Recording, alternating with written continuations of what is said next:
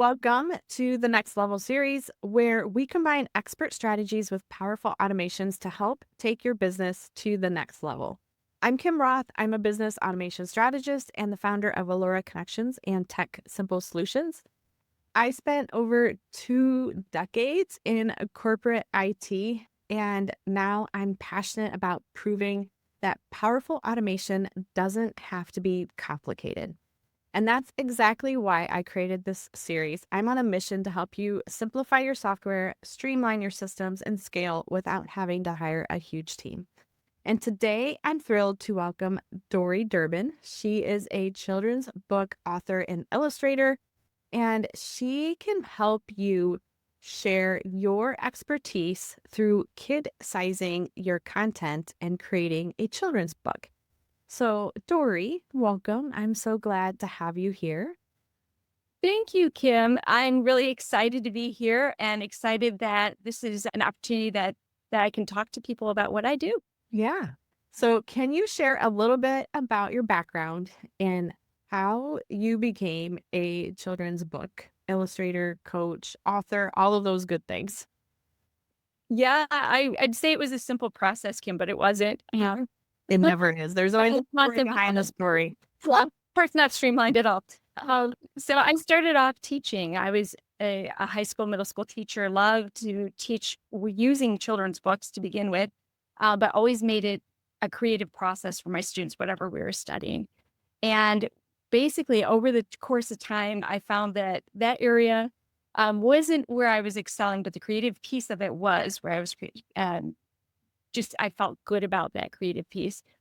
And so, long story short, after a stint as being a personal trainer, doing some other odd jobs in between, I ended up saying, well, what am I doing? Why aren't I trying to be creative in the way that I want to be and share it with other people? So I decided to go ahead and make a children's book and see if I could first do it. And secondly, what the process was, because I always find all the pitfalls and I figured I might as well troubleshoot for everybody else, right? Yes. What am I doing? Exactly right. That's exactly right. So 3 books later, I started to kind of think about what my books were doing. Are the books really resonating with people? Are they actually performing a function for families? And that was my really big goal, was to really make a connection between parents and kids at an emotional level. Because in my years in education and out of education, I kept observing the same pattern of parents and kids not spending the time in a way that was productive and clear, where the communication was very clear. And it just drove me crazy. Uh, so when COVID happened and everybody else did a pivot, I got you and I said, okay, I want to find more about kids' books. I want to talk to people who use kids' books. I want to immerse myself in kids' books as much as possible. So I started a podcast where I interviewed people who already had kids' books. Mhm. And the oddest thing happened. I started having these professionals on who had no kid books, and people wanted to know more from those professionals. And I was like, well, I think I'm doing this all wrong. I need to interview professionals and figure out why they don't have kids books, because honestly, they're the experts in the family world. They're the ones who have all this knowledge that really we pay for when we're 25 to 40 to 50 right now. Yeah. And we could be giving it to the kids earlier. So that's where I started to kind of launch into it. And I started my podcast, That's Good Parenting, as a part of it, and brought in experts to really give bite-sized information as tools for parents to help their kids and reduce parent stress. Yeah. Yeah. So now that's become my career, which is crazy. So what was their thought like when you were interviewing these experts and you're like, you know what, this message would be great for a kid's book? What did they tell you? Did they agree? Did they think you were crazy? Like, A little bit of all of that, depending on the person. Most people, though, said, I've never thought about that. I have never even considered what I do as something that kids would understand. And so the conversation almost inevitably happened where we would talk about, well, if you're explaining this to somebody who's not understanding it, what do you do? Mhm. Do you keep it with the same jargon, the same phrasing, or do you try to make it a little bit simpler to understand. And of course, they're going to say, make it simpler to understand because everybody wants something more simple and streamlined, right? Right. Yep. So that's what they were already doing, but not intentionally and not with that as an outcome, like expecting them to take that lesson home to their kids and use it with their kids.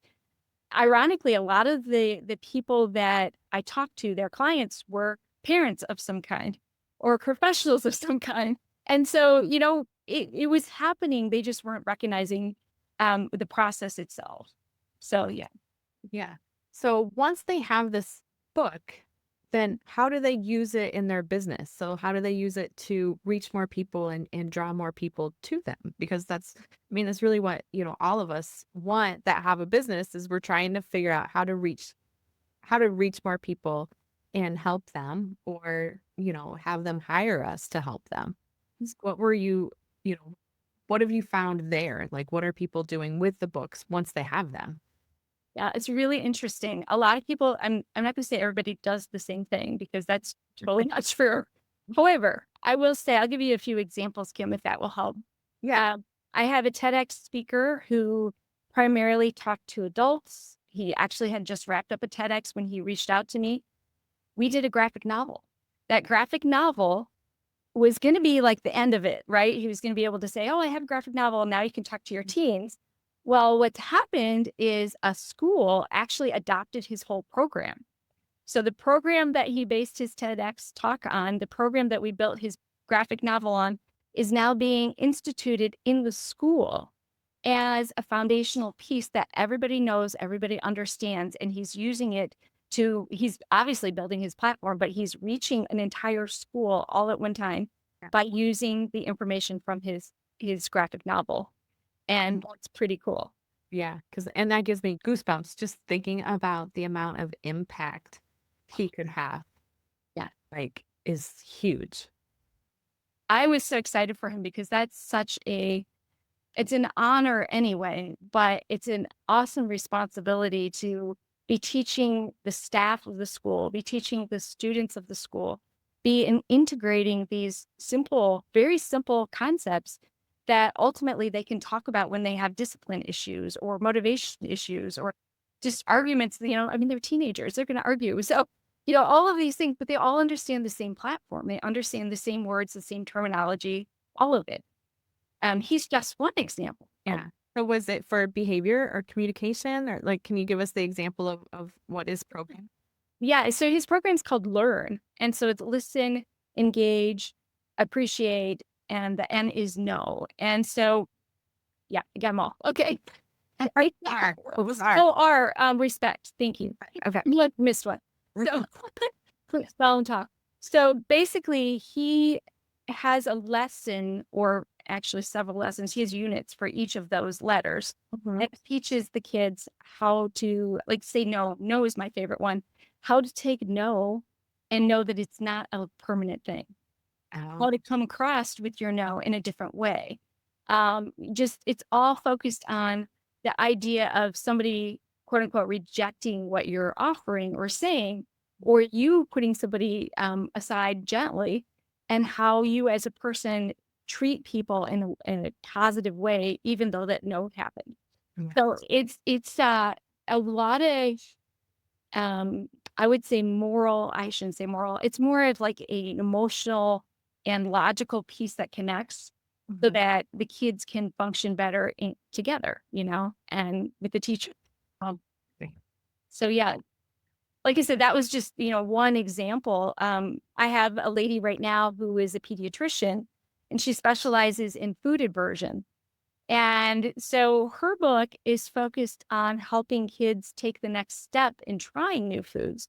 Because what she runs into is once there's a mental piece or a mental block that happens in a food aversion, the kids start to not want other foods, and it just grows.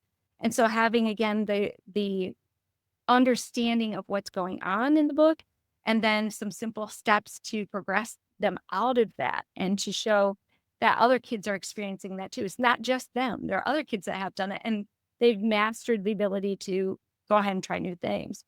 So her purpose is to have that in her office. She works at hospitals. She wants to land on the stage and talk to parents and talk to other professionals, largely physicians, to help, promote this and get some steps, some simple steps for kids to be able to move on. Because there aren't many books that are about food aversions.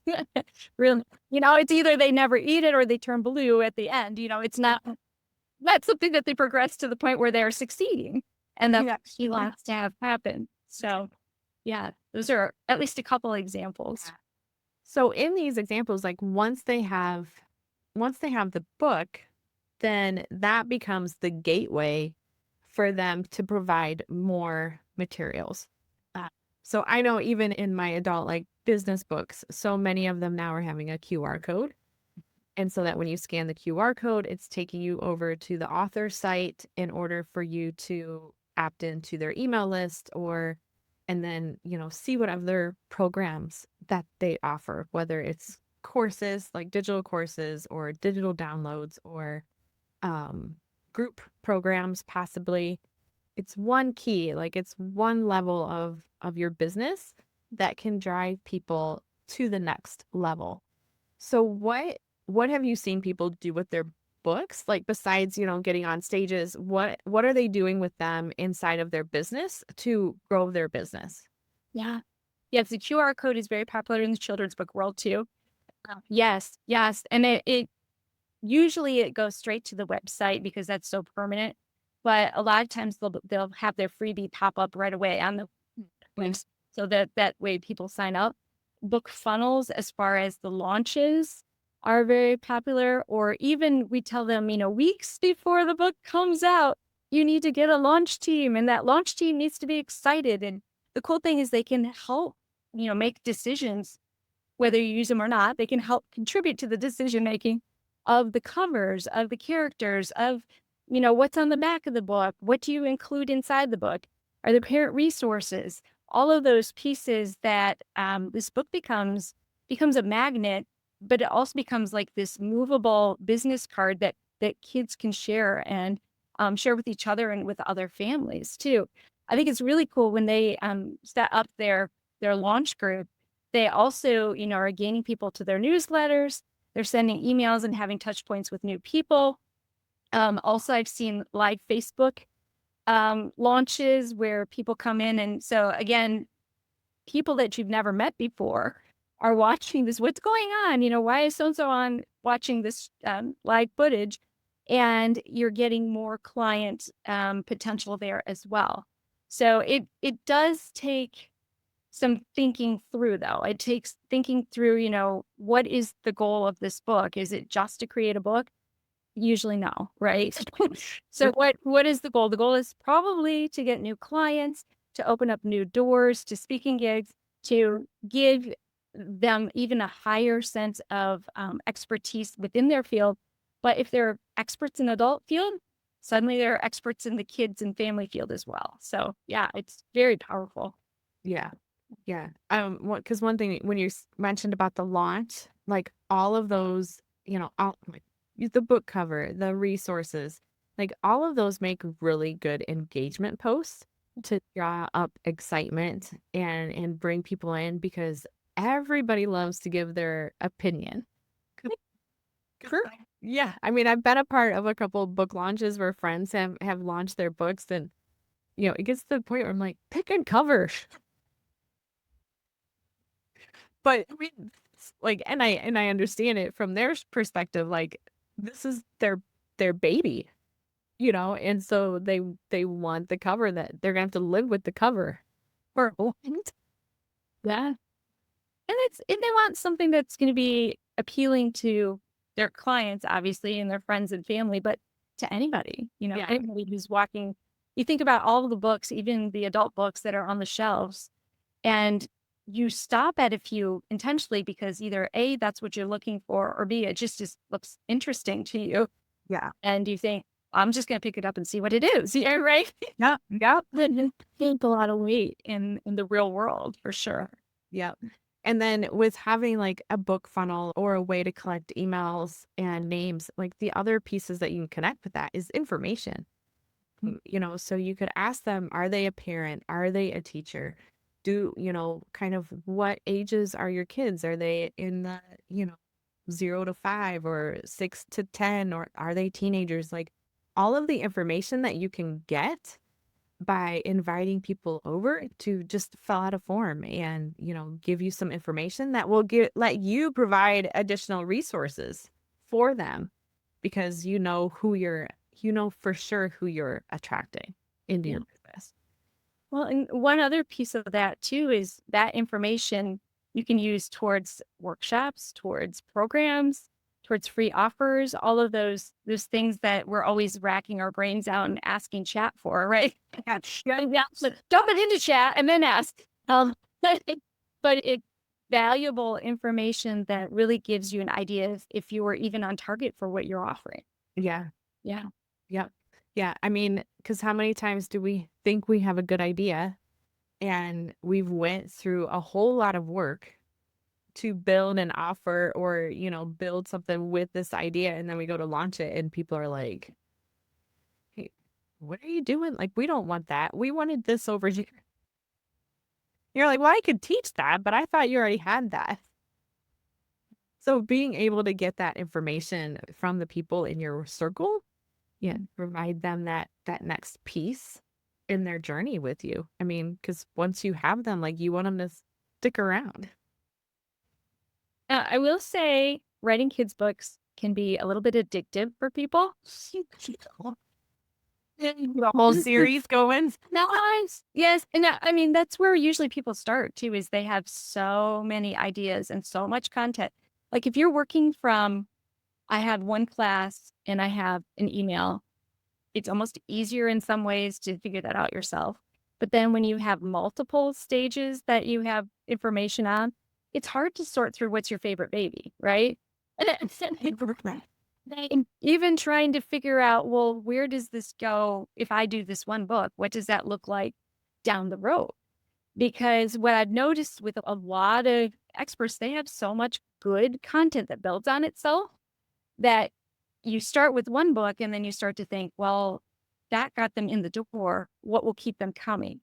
Mhm. And so again, I mean, like every book is another opportunity to attract a different group of clients who didn't attract before because it's a completely different topic. It's a completely different focus. And even though it puts under your giant umbrella of expertise, it's pulling different people into your home, your world. Yeah. Uh, so yeah, so it's even more opportunity to get more information and keep that ball rolling. Keep growing. And that is what you help with. So how do you help somebody take all of that and kid size it? I have a process, Kim. I should say I have a funnel, but I don't for them. Yeah, so I actually dive into their content, spend a lot of time looking through it, trying to dissect what is the beginning point, where is stage one, and then we spend some time. So I have a brainstorming session where we kind of hash stuff out and get to the point where we choose one book to start with, and that's our baby for a while.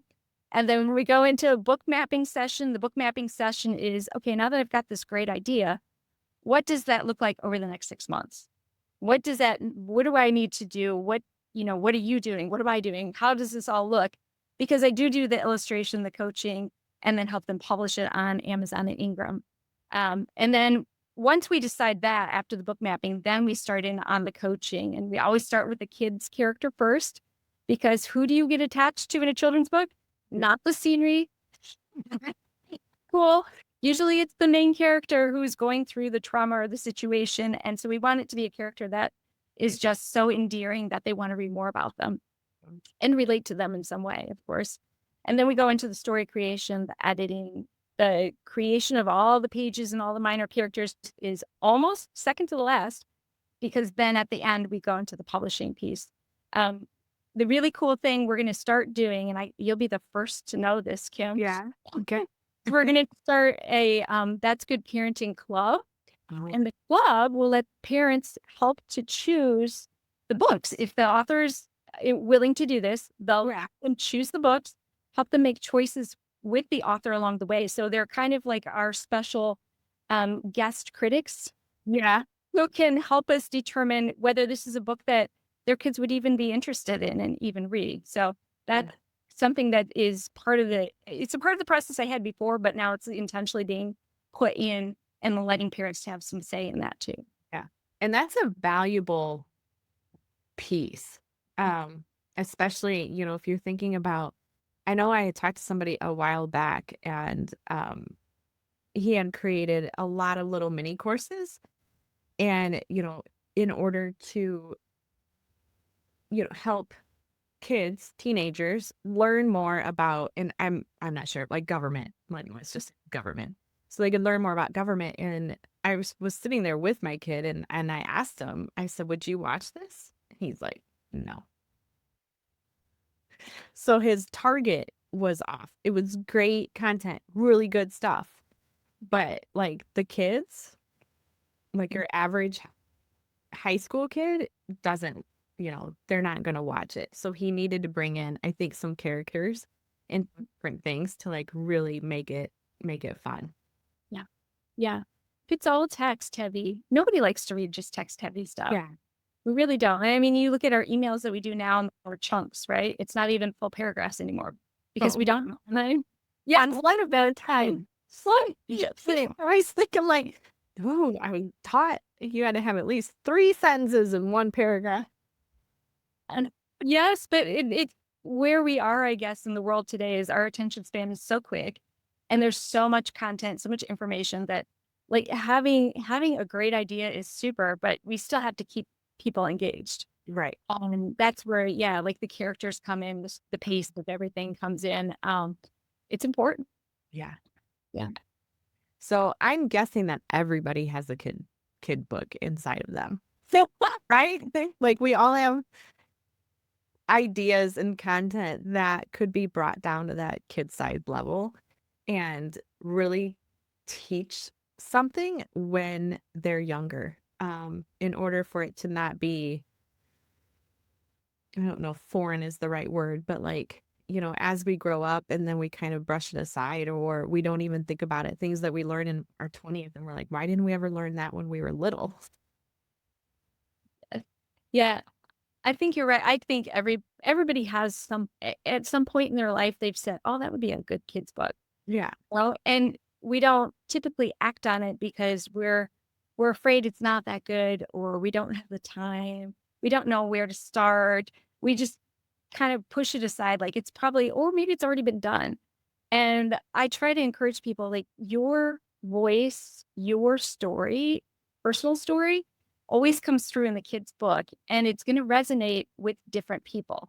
Just because there's already a book on friendship doesn't mean that it's going to be the perspective and take that you have on something that happened to you that you can share with kids. Yeah. And I think when it comes to kids' books, I personally I don't know about you. I have to ask you, do you have a favorite kids' book still? Yes. And you remember most of the story? Yep. Well, okay, I have to ask which story it was. Oh, it was the bear and the strawberry. What was it? The bear, the mouse, and the strawberry, or something like that. The big. Yeah. I can't think of what the title is. I can picture it in my head because it's See? a mouse with the big giant strawberry What? and so yeah, and that was always my favorite to read with the kids. I don't think it was their favorite. It was my favorite. So I'd have to sneak it into the pile every once in a while. But, oh, look, this came back in. Oh, but that's what what kids remember too. And so like having even if it's a simple message in a book like that that you reread all the time, it just reiterates the fact that that's something that sticks with you. Yeah. And so I feel like as professionals, especially people who have content that is family friendly or helps people, it doesn't even have to be kid friendly. Obviously, we can kid size Yeah. that. Um, it really does serve your purpose to have a children's book that you can leave behind. I had one of my authors say one day, she's a coach, a teen coach. She's like, I would love to be everywhere all at one time. Yeah. I said, "Oh, yeah, everybody would love it." She's like, "No, I would love my content to be everywhere all at one time, but I can't do that. And the only thing I can do is create something that gets them started and hopefully leads them to find me." Yeah. And I was like, that's so powerful because we're leaving bits of what you represent behind and it's being passed on and reread over time. And so, yeah, I always will hold on to that because I think we give in too quickly to our creative potential. We give in to create. We don't like to say that we have good ideas. We have ideas, Yeah. right? But those ideas are there because it made you think of something that could work. And Mhm. I think if you've ever thought about it, that's probably your key that you probably really need to do. And so, where is the best place to find you once, somebody has raised their hand and been like, "You know what? I've said it enough, and I really think my content would make a great kids book." What should they do first? They should hop onto my website. So www.doridurbin.com. On the website, I have ways to contact me, but I also have my podcast, so they can, check that out too. There's also, I have my 3 books are on there. I've done other illustrations for other people since they're not all posted on there. You can look on Amazon if you really want to dig me out. But that'll get you at least started and curious. If you're a professional who has an idea, I would say the next step for you would be to get into a chat with me, and then we can determine if you want brainstorming or a book mapping session, and we can kind of go from there. Yeah. So, because you'll work with them to figure out, like, is this a good idea, like what you have currently, or is there a better idea in your content, really? Exactly. It's taking that outside perspective. Somebody is always going to see something different than what you do. Like, we're almost too close to everything, but you bring in that outside perspective, and other people see the most amazing things that we take for granted. Yeah. Yeah. So you could have a book, Kim. If you this simple funnel book for the trying to, streamline a process by making it tight and neat, right? Yeah. Yeah. I've thought more about just like women in tech. I mean, there's more women in tech now than what there has been. But I'm still involved at a client, and we do morning meetings. I'm only involved in a couple a week, but I'd say there's 7 or 8 people on there. I'm the only woman. Wow. The rest are all men. And so we're still like, I still don't think girls know the opportunities that are available to them, especially if they like to do puzzles and figure things out. Tech is a great place for them to be able to use those skills. I love that idea. It's a great idea. I need to go find your chat and be like, explore this a little bit more. Absolutely. I would love to help you do that. Yeah. So thank you so much, Dori, for being on with me today and sharing your incredible kid sizing strategy with us. There's so many ways that we can reach so many people. And I thank you very much for sharing your strategy with us. Well, thank you for the time today, Kim. It was an honor to be on. Yeah. So for those of you that are listening and watching, if you never want to miss another episode in this next level interview series, click the link that comes with this video and get on my email list. And even if you don't want one more freebie, you can always reply back to any email I send you and ask me anything you want. Because I also want you to remember that business growth doesn't have to mean more complexity or longer hours. When you combine strategic expertise like Dori's kid sizing method with smart automation and funnels, you can really take your business to the next level.